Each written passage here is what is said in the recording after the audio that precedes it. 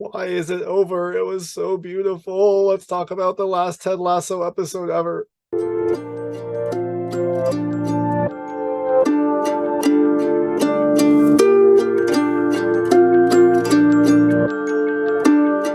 Hey everyone, it's David Stark from Watcher Pass, and it's finally happened. It's the last Ted Lasso episode, season 3, episode 12. So long, farewell. It's coming to Apple TV Plus on May 31st, 2023.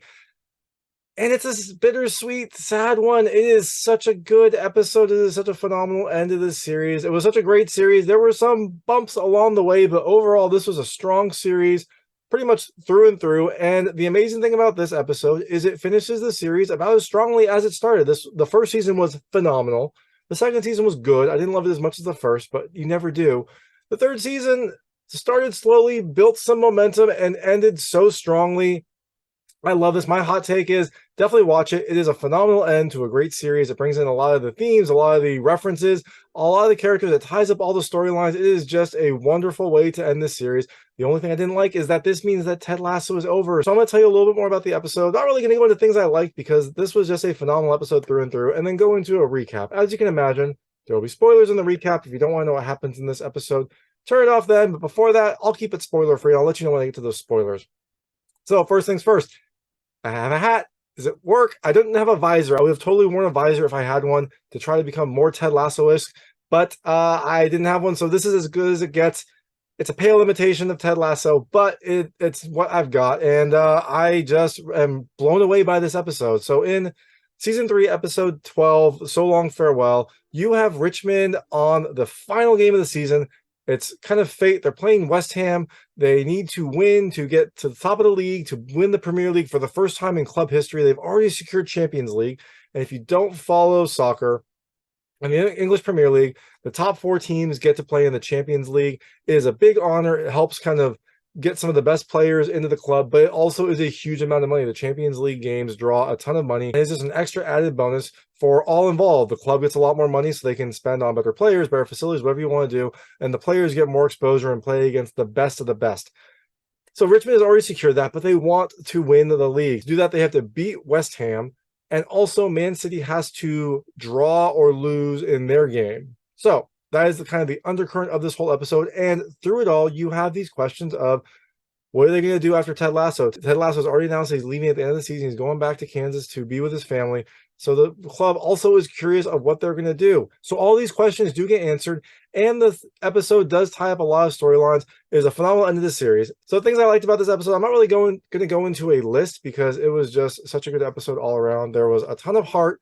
There were a ton of heartfelt moments there. They brought in characters from the past. You had a bunch of returning members of the kind of Ted Lasso series coming back for this big game. You had some memorable fans, you had some memorable characters, you had some interesting storylines that were tied up. It really just kind of brought everything together in a wonderful episode that had a bunch of humor, it had a ton of heart, and it had a really good soccer match too, which I love. I love that it ends on a soccer game, a very important, impactful soccer game, and one that you really get some time into. I'm a soccer fan. I love that there is a TV show, an American TV show that is about soccer. And so to have it end on that was a phenomenal thing. Also, I really like that there is a lot of growth. You can definitely see a progression from the first season through this season. The characters know more, like Ted knows a lot more about soccer. He is actually a seasoned coach at this point. Certain characters have opened up in their emotions. Certain characters have become kind of more mature and are able to deal with the kind of adversity of the game and the adversity of life much better. The team itself is much closer, and everything kind of about this episode really just feels wonderful. The only thing I didn't like, it means that Ted Lasso is over. I'm sure that maybe there might be a spinoff. I don't think it'll have the same kind of appeal and heart as this series, so I kind of hope that they don't do a spinoff unless they can dump a dump truck full of money into Jason Sudeikis' lap and have him come back as Ted Lasso, because I think would be the only way to recapture some of that magic. But that being said, these 3 seasons were phenomenal. It was a great run, and I love this series. So definitely check it out. It comes to Apple TV Plus on May 31st, 2023, and I'm going to go into a recap of the episode. So if you don't want to know what happens in this, turn it off now because there will be spoilers. So, like I said, big build up to the big game.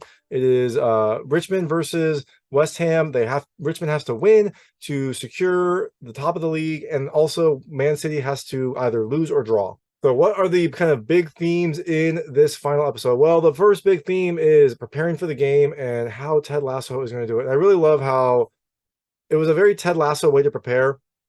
There wasn't a lot of pressure. There wasn't a lot of like stress. He just wanted the team to play as well as they could. He wanted the team to keep doing what they're doing. He didn't want to put too much on them. And you can definitely tell. He definitely feels like a more mature coach at this point. Feels like he's got his system down. And it feels like prepping for the game is just no big deal. It's just another kind of week in the season, which is fun. There were a few little things that happened. The team did like a farewell choreographed performance for him, which was really cute to kind of say goodbye at their last practice. There were definitely like some questions about like, what are you gonna do next? And people trying to convince him to stay. But overall, the kind of Ted Lasso leaving, the Ted Lasso preparing for West Ham was a major storyline. A second storyline was Rebecca wondering if she's going to keep the club or sell it. I think she really wanted to kind of be all in with Ted, have Ted Lasso be the manager and her kind of own the club, and that their relationship was really something that kind of fueled her and made her feel proud of this whole scenario.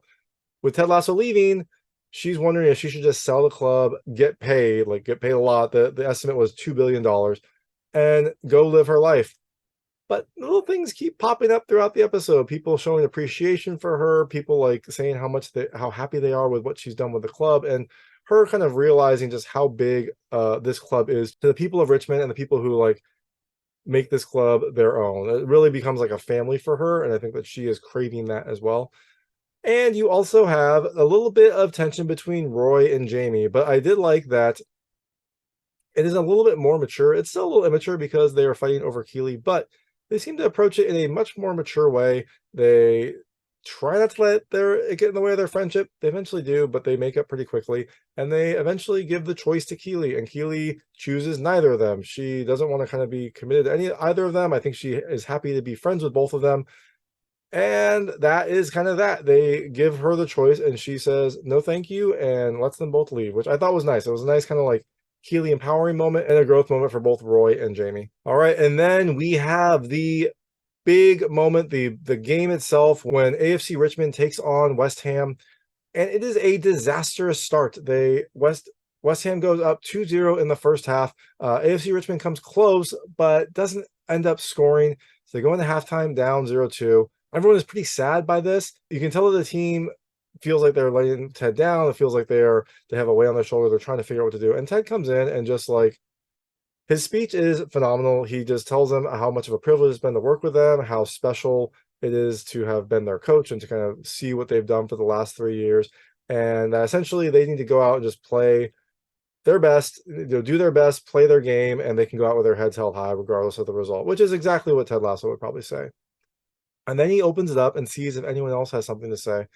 And Sam pipes up and says he does, and he goes to his locker and pulls out a piece of the Believe sign. I remember the Believe sign was torn up at the end of season 2 when Nate abruptly quit.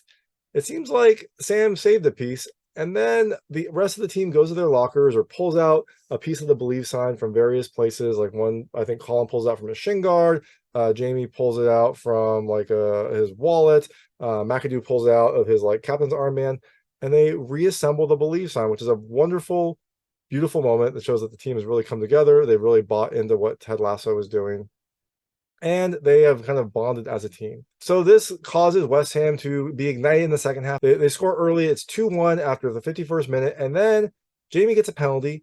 He hands it to Danny, who is a natural person to take the penalty after his disastrous penalty earlier in the series, and then his kind of slow road to redemption. He seems like the perfect candidate, but he gives it to McAdoo. And McAdoo has never taken a penalty. I would not recommend this in a real game, but he goes and he tries for a penalty. It looks like he skies the ball, but no, he actually hit it so hard it went through the net, it broke the net, and looked like it kind of went over. But no, he scored. Richmond and West Ham are tied 2-2. Now, when Rupert sees this, he gets very angry. He goes from his like owner's VIP box down to the field, confronts his coach, his like temporary coach who he brought in after Nate quit, and tells him to like deal with Jamie. And he's like, I've already got 2 people on him. What do you want me to do? He's like, take him out.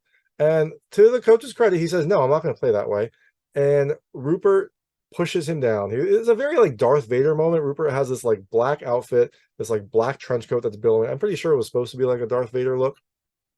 So he goes down there, pushes the coach down, kind of gets tied up in the emotion of the whole situation, and then just kind of like backs out, leaves the field. And as he's leaving, the crowd starts calling him wanker, which is a nice kind of like fall from grace that he's had. Rupert, rose to buy the club, be the owner of the club, and at this point he has since fallen to like have essentially no association with the club. His childhood club, the club that he loved growing up, now could not care less about him, which is kind of a nice character arc for him. So with 1 minute left, Jamie earns a free kick, and they're trying to figure out what to do. They're trying to figure out how to kind of win this, and Ted calls in Nate, and he's like wants to do Nate's trick play, the trick play where they use Jamie as a distraction, to have Sam be basically open on the, I guess, top side of the box, far side of the box, whatever you want to call it. They cross to Sam, and he kind of has a difficult but uncontested shot into the goal. They call this play. It works perfectly. Sam scores. Richmond win 3-2 in the 91st minute. It is an exciting end. It is a wonderful end of the season. And everyone is happy. Like, everyone runs down. You get to see some of the significant others. You get to see Colin finally embrace his fella on the pitch. And the team gathers around Ted. And Ted does that, like, silly dance that you saw at the very start of the season, the very first episode when they hired Ted Lasso. He was he rose to internet prominence with this ridiculous dance with his team. He does it again here, and it is a perfect end to this kind of like overall sports arc that he had. So that's kind of the episode, but no, wait, there is a little bit more. You find out some more things that happen. First, you find out that Rebecca decided to keep the club. She didn't sell the club. She sold 49% to the fans and is going to use that money to kind of make the club better, improve the facilities, improve the stadium, kind of make sure that Richmond stays on top. Hopefully, I guess we'll never know, but I would hope that they would. You also find out that Richmond came in second. They won the game, but Man City beat their opponent. So Man City on points won the Premier League. But Richmond came in second. That's very respectable, and they're in the Champions League. So it's a big step for Richmond. We will see if we ever find out what happens next for them. Ted Lasso leaves. He gets on the plane, but Rebecca is there at the airport to wish him goodbye, to give him a nice farewell, to kind of show how much she appreciated what he did. They have a very sweet moment. It is a very kind of emotional end. And then Ted boards the plane with Beard. Now, Beard decides, you know what? He doesn't want to do this. He doesn't want to leave. So he says he's in love with Becky. He says he like wants to stay. He doesn't want to go back with Ted. He's like very scared to abandon Ted, but his heart is in England. But the doors have already closed for the plane. So he fakes an appendix burst to get off the plane. So some more updates that kind of flash by. As Rebecca is leaving, she runs into the boat guy from Amsterdam, the guy that she spent a lovely night with. He's a pilot, and he has a daughter. So she meets the daughter, sees him. Seems like maybe their one night kind of wonderful relationship might rekindle into something more. You also see Ted opening a package that Keeley gave him, and it is a snow globe of the Richmond Green, the place where he lived. It's a very kind of sweet gesture from her, and it like gives him something to remember her by and remember Richmond by. You also find out the new manager of Richmond is Roy Kent. That's interesting. I kind of expected Nate to be the new manager since he's already done it, and he is kind of a more of a tactical genius. But I guess Roy has the club status and kind of the respect of the players. So we'll see what happens. Nate does seem to be happy, though. He's in the club there. Nate does seem to be happy. He's in the club. He repairs the Believe sign that was torn up and then reassembled by the team. He repairs it in like that Japanese style by using gold. It looks like glitter paint, but it's supposed to be gold to kind of mend the cracks and make it into something special. And they hang that back up where the Believe sign used to be, and it all comes full circle for the team. We see that Sam finally makes it into the Nigerian national team. Big goal for him. So that was a huge moment for him. Jamie sees his dad. He seems like he's hanging out with him. And Higgins throws a big barbecue at his house. The team shows up. It seems like everyone is still happy. Everyone is still friends. And Rebecca shows up with the boat guy. So it seems like maybe their relationship is growing as well. Trent's book is published. It's called The Richmond Way. It was originally called The Lasso Way, but Ted's only comment to him was, it's not about him. It was never about him. And so Trent decides to call it The Richmond Way. I think it probably should have been called The Lasso Way, but it's fine. Keeley gives a proposition to Rebecca for an AFC Richmond women's team, which is awesome. Like, there's a lot more women's soccer in the Premier League, and it would make perfect sense for the two of them to spearhead a women's team.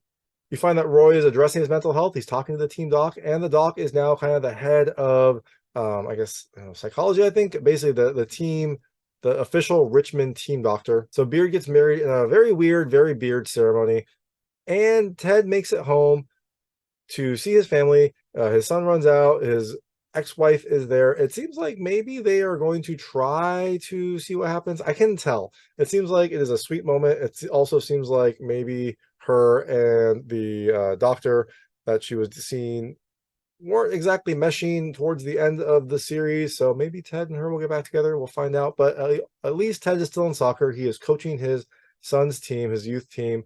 So I think he's happy. I would assume that maybe he would like become a head coach of an MLS team so he could at least be in America. But hey, we'll find out, or maybe we won't. I guess we won't find out what happens in Ted Lasso. But that was Ted Lasso season 3, episode 12.